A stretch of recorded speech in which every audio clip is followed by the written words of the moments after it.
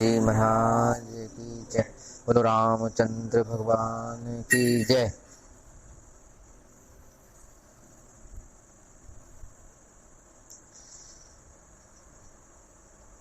सप्तऋषि कल पार्वती जी से पूछ रहे थे कि आप किसके लिए इतनी कठिन तपस्या कर रही हैं और क्या तुम्हारा उद्देश्य है और क्या तुम चाहती हो।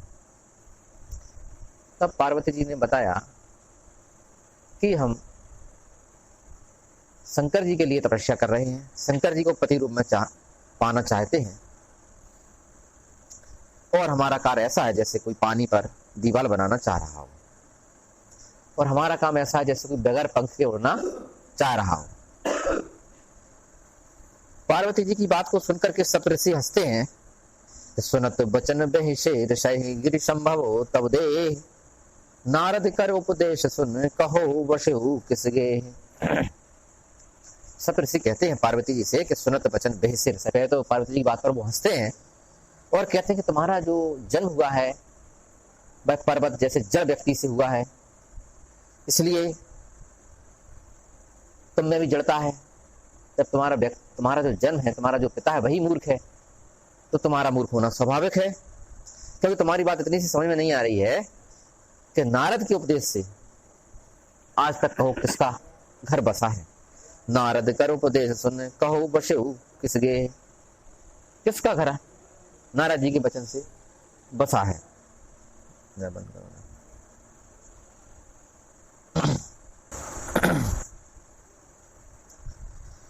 आगे सप्तऋषि कहते हैं कि दक्ष सुतन उपदेशन जाई, तिन फिर भवन न देखा आई। चित्रकेतु कर घर उन घाला, और कनक कष्प कर पुण्य अश हाला। अब आगे उदाहरण देते हुए सप्तऋषि पार्वती जी को समझाते हैं कि तुमने जो नारद जी की बात मानी है, और नारद जी ऐसे व्यक्ति हैं कि उन्होंने कभी किसी का घर नहीं बसने दिया। दक्ष सुतन उपदेशन चाहिए। दक्ष ने अपने 10,000 पुत्रों को संसार में भेजा और कहा कि जाओ संसार में जनसंख्या को बढ़ाओ। इस प्रकार 10,000 पुत्र राजा दक्ष के जब शादी के लिए जा रहे थे तो रास्ते में नारद जी उन्हें मिल गए, और नारद जी ने उन्हें संन्यास का उपदेश दिया, जिससे 10,000 पूरे 10,000 पुत्रों ने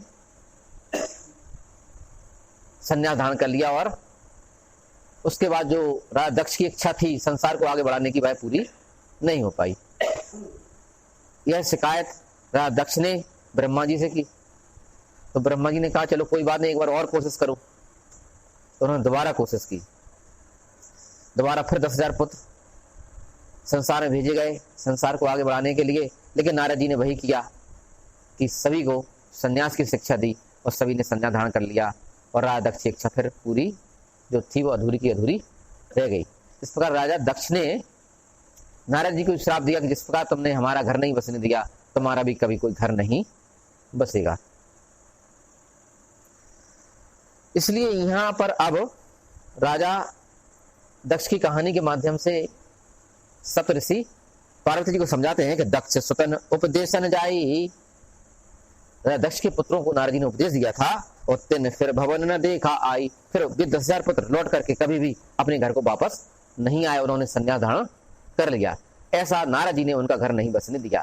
अब दूसरा उदाहरण देते हैं कि चित्रकेतु कर घर उन घाला, और चित्रकेतु नाम के जो राजा थे उनका भी घर उन्होंने बसाया घर उजाड़ दिया। कि उन्होंने नारद जी ने कैसे कि चित्रकेतु नाम के जो राजा थे उनके पास कोई पुत्र नहीं था। अंगिरा ऋषि की कृपा से उनके यहाँ एक पुत्र उत्पन्न हुआ, लेकिन काफी समय बाद जब पुत्र पैदा हुआ तो उन्हें अपने पुत्र से काफी मोह था, और पुत्र मोह के कारण वे सदैव पुत्र के पास रहते, महल से निकलते ही नहीं, कामकाज देखते ही नहीं। तो अन्य रानियां उस पुत्र की जो मां थी उसी के महल में रहते, उसे चिढ़ने लगी। इसी चिढ़ के कारण अन्य रानियों ने मिलकर के उस बालक को जहर दे दिया, बालक मर गया। बालक के मरने के बाद राजा और पागल हो गया चित्रकेतु। चित्रकेतु पागल जब हो गए, अब कामकाज पूरा छूट गया उनका और कोई काम भी करते नहीं, केवल पुत्र वियोग में पड़े रहे। तब नारद जी उनके पास आए और नारद जी ने कहा कि किसका पुत्र, कैसा पुत्र? कोई किसी का पुत्र नहीं, कोई किसी का पिता नहीं। चित्रकेतु काय को मानने वाले थे, तो उन्होंने कहा ऐसा करते हैं, हम तुम्हारी बात करवा दें तुम्हारे पुत्र से। तो नारद जी ने उनके पुत्र की आत्मा को बुलवाई और चित्रकेतु से बात करवाई। चित्रकेतु ने कहा, पुत्र तुम मुझे छोड़कर चले गए। चित्रकेतु के पुत्र ने कहा, कहां का पुत्र, कैसा पुत्र, किसका पुत्र? पता नहीं, मेरे कितने जन्म और तुम्हारे कितने जन्म हो चुके हैं, हमारा तुम्हारा कोई संबंध नहीं है। एक जन्म में मैं तुम्हारा पुत्र हो गया, इसका मतलब थोड़ी कि मैं तुम्हारा ही हो गया, और मुझे तो पता ही नहीं है कब था मैं तुम्हारा पुत्र। तो उस पुत्र ने कहा चित्रकेतु से कि जैसे कोई व्यक्ति किसी चौराहे से निकल जाए और चौराहा करने लगे, अरे मेरे पुत्र, जितने व्यक्ति उस चौराहे से निकल जाएं और वह चौराहा कहने लगे यह सब मेरे पुत्र हैं, तो जिस प्रकार उस चौराहे का यह कहना कि यह सब मेरे पुत्र हैं गलत है, उसी प्रकार तुम्हारा यह कहना कि मैं तुम्हारा पुत्र हूं गलत है। किसी का कोई पुत्र नहीं है। यह बात सुनते ही चित्रकेतु को ज्ञान प्राप्त हुआ और उन्होंने अपना घर परिवार छोड़ दिया और संन्यास धारण कर लिया। इस प्रकार बसा बसाया घर चित्रकेतु का नारद जी ने मिटा दिया। और एक तीसरा उदाहरण देते हैं, कनक कश्यप कर पुण्य अस हाला। और उसके बाद कनक कश्यप यानी हिरण्यकश्यप का घर भी नारद जी ने भी मिटाया है। कैसे? उनके पुत्र को आध्यात्मिक शिक्षा दे करके, प्रहलाद को आध्यात्मिक शिक्षा दे करके, कयादु के प्रति भक्ति भाव पैदा करके, प्रहलाद की मां, और नारद जी स्वयं उसके गुरु हुए और उन्होंने आध्यात्मिक शिक्षा दी उसे और भक्त बनाया भगवान विष्णु का। इस प्रकार उन्होंने हिरण्यकश्यप के घर को भी मिटवाया। अर्थात यहाँ सप्तऋषि कहना चाहते हैं कि नारद जी का एक ही काम है कि वे बसे बसाए घर को मिटाना जानते हैं, और तुम उनसे आशा कर रही हो कि वे तुम्हारा घर बसवाएंगे। तो चित्रकेतु कर घर उनघाला, कनक कश्यप कर पुण्य अस हाला। नारद सिख जिस नहीं नर नारी, अवश्य हो ही तज भवनु भिखारी। सप्तऋषि कहते हैं कि इस प्रकार नारद जी की जो बात सुनेंगे, नारद सिख जिस नहीं नर नारी, जो भी स्त्री और पुरुष नारद जी की सीख को सुनेंगे, उनका निश्चित ही घर छूट जाएगा और वे निश्चित ही भिखारी हो जाएंगे। अवश्य हो ही तज भवन, अपने मकान को छोड़ करके निश्चित ही भिखारी हो जाएंगे जो नारद जी की बात सुनेगा। अब आगे कहते हैं सप्तऋषि नारद जी के लिए कि मन कपटी तन सज्जन चिन्हा, आपो सरस सब ही चाहे कीना। नारद जी के लिए अब शब्द कहते हुए सप्तऋषि कहते हैं कि उनका जो मन है वह कपट से भरा हुआ है। मन कपटी तन सज्जन चिन्हा, और उनके शरीर पर तो सज्जनों जैसे चिन्ह है, सज्जनों जैसे कपड़े हैं, सज्जनों जैसे दिखावा है, सज्जनों जैसा तिलक और सज्जनों जैसी चोटी और सज्जनों जैसे कीर्तन के साधन, और मुख जीभ पर सदैव नारायण का नाम।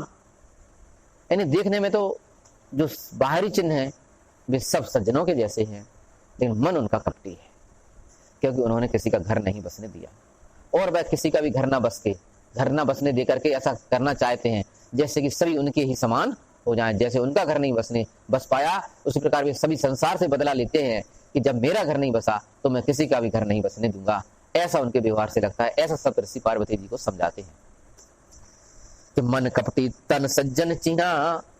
अब यहाँ जो बात नारद जी के लिए कह रहे हैं, जबकि ऐसा है तो नहीं, लेकिन जब परीक्षा लेने हुए किसी व्यक्ति की परीक्षा लेना है तो हमें कुछ ना कुछ ऐसा कहना ही पड़ता है, जैसा कि यहाँ पर नारद जी के लिए सप्तऋषि कहते हैं।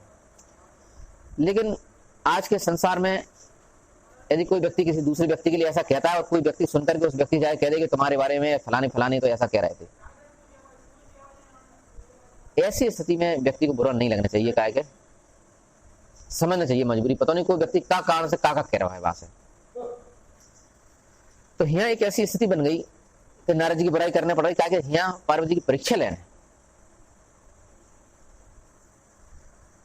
तो मन कपटी तन सज्जन जिन, आप सरस सब ही चाहे कीना। तेही के बचन मान विश्वासा, तुम चाहो पति सहज उदासा हो। और उनके वचनों को मान करके, ऐसे नारद जी के जिन्होंने किन्हीं का घर नहीं बसने दिया और ना वे चाहते हैं किसी का घर बस पाए, ऐसे नारद जी के वचनों को सुन करके तुम चाहे पति सहज उदासा, तुम सहज उदासा जो स्वभाव से ही उदासीन है, जो कभी किसी से प्रेम कर ही नहीं सकता, ऐसे पति को तुम चाहती हो। सहज उदासा माने जो कभी किसी से प्रेम नहीं कर सकता। और निर्गुण निरज कुबेश कपाली अकुल अगे दिगंबर व्याली, तुम ऐसा पति चाहती हो। जो पति में गुण होना चाहिए उन गुणों में से तो शंकर जी में एक भी गुण नहीं है, निर्गुण। जब किसी की शादी होती है तो पति जब देखा जाता है तो पति में गुण देखे जाते हैं कि उसमें कितनी अच्छाइयां हैं, कौन कौन से गुण हैं। तो शंकर जी में तो कोई एक भी गुण नहीं है, तो निर्गुण। निलज्ज, किसी प्रकार की कोई लज्जा भी नहीं है, कोई शर्म भी उन्हें नहीं है, बिना कपड़ों के रहते हैं इसलिए कोई शर्म भी उन्हें नहीं है। निर्लज्ज है, शब्द देखो निर्लज्ज। कुबेश, उनका जो वेश है ऐसा जिसको देख करके बच्चे डर जाएं, कुबेश। कपाली, सिर मुंडों की माला पहने रहते हैं, कपालों की जो माला पहने रहते हैं। और अकुल, जब शादी की जाती है तो कुल देखा जाता है, वर का कुल देखा जाता है। तो यहाँ तो उनका कोई कुल का पता ही नहीं है कि किस कुल के हैं, कौन माता पिता, कैसा खानदान है, कोई पता नहीं।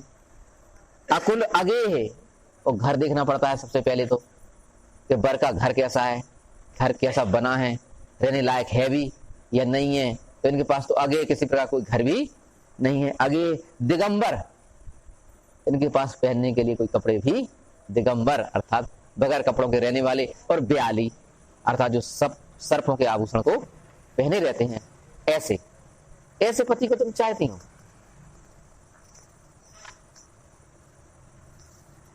अब आगे सप्तऋषि समझाते हैं कि कहो कबन सुख अस बर पाए, भले भूले हु ठग के बोराए। कहो कबन सुख अस बर पाए, सप्तऋषि कहते हैं पार्वती जी के ऐसे पति को पा करके तुम्हें कौन सा सुख मिलेगा। तो कहो कवन सुख असबर, ऐसे बर को जिसमें न किसी प्रकार के गुण हैं, जो निर्लज्ज है, वेश भी जिसका डरावना है, और नरमुंडों की जो माला पहनी रहते हैं, कोई कुल भी नहीं है, घर भी नहीं है, कपड़े भी नहीं है, और सर्पों की माला पहने रहते हैं। कहो कवन सुख असबर पाए, ऐसे बर को पाओगे तुम्हें कौन सा सुख मिलेगा। भले भूले उठ ठग के बोराए, तुम तो उस ठग के यानी नारद के, ठगने वाले के बातों में आकर के पागल हो गई हो। तुम्हें उस ठग ने पागल बना दिया है, उनकी बातों में तुम आ गई हो, इसलिए तुम्हारा अब भला होने वाला नहीं है। और उदाहरण देते हैं कि पंच कहे शिव सती ब्याही, और पुण्य अवडेर मरायन ताही। पहले भी पंचों के कहने पर पंच कहे शिव सती ब्याही, पहले भी कुछ पंचों की बात को मान करके सती की शादी पार्वती जी से की गई थी, करवा दी गई पंचों ने बातें करके। ऐसे ही जैसे तुम्हें फंसाया जा रहा है, ऐसे ही सती को भी फंसाया, शंकर जी के लिए पति को भी सती को भी फंसाया गया था। पुण्य अवडेर मराहिन ताही, लेकिन फिर सती का भी त्याग करवा करके उनको भी मार डाला गया उन पंचों की चाल के द्वारा ही। ऐसे ही जैसे तुम्हें फंसाया जा रहा है, ऐसे ही सती को भी फंसाया गया था। इसलिए शादी के समय में जो देखी जाए भाई, कोई जब एक पत्नी का होगी कैसे ही मरी हो जाए कोई मतलब नहीं, यदि एक पत्नी मर गई तो दूसरी शादी होना तो बड़ी मुश्किल की बात है। तो ऐसा उदाहरण दिया जा रहा है कि वो शादी हो ही ना पाए कुल मिलाकर। और शादी ब्याह के मामले में कोई एक बात भी कह दे, झूठ भी कह दे थोड़ी सी भी, तो फिर शादी होना बहुत मुश्किल की बात है। और यहाँ तो इतनी बड़ी बात कह रहे हैं, यही तो परीक्षा है कि यहाँ तो एक पत्नी उनकी पहले ही खत्म हो चुकी है और पंच लोगों की बातों में आके शादी करवाई थी, लेकिन उसको भी त्याग करवा करके मार डाला गया। अब सुख सोबत सोच नहीं भीख मांग भव खाए, सहज एकाकिन के भवन कभों की नारी खटाई। अब सुख सोबत सोच नहीं, बस जब से उनकी पत्नी मरी है, शंकर जी की पत्नी यानी सती, अब सुख सोबत, अब जब पत्नी खत्म हो गई है तो अब सुख पूर्वक सोते हैं। अब सुख सोबत सोच नहीं भीख मांग भव खाई, और संसार सागर में भीख मांग करके खाते हैं। इस संसार में अब वो तो पत्नी है नहीं, घर है नहीं, कपड़े हैं नहीं, रिश्तेदार है नहीं, तो भीख मांग, जब भी भूख लगती है तो भीख मांग लेते हैं और बेफिक्र होकर के सोते हैं। इसलिए हम कहते हैं नहीं, वहां सप्तऋषि कहते हैं पार्वती जी से, इसलिए हम तुमसे कहते हैं कि सहज एकाकिन के, ऐसे एकांत में रहने वाले के, सहज एकाकिन के भवन कबहू की नारी खटाई। कभी कोई नारी रह नहीं सकती है ऐसे एकांत में रहने वाले के घर में। कभी कोई नारी, कभी कोई स्त्री खटाई माया नहीं रह सकती है, कभी टिक नहीं सकती है। जिस प्रकार सती का अंत हुआ है, ऐसा ही तुम्हारा भी इनके घर में अंत होगा। इसलिए हम तुम्हें समझाते हैं कि तुम्हें उनसे शादी नहीं करना चाहिए। बोलो रामचंद्र भगवान की जय, बोलो हनुमान जी महाराज की।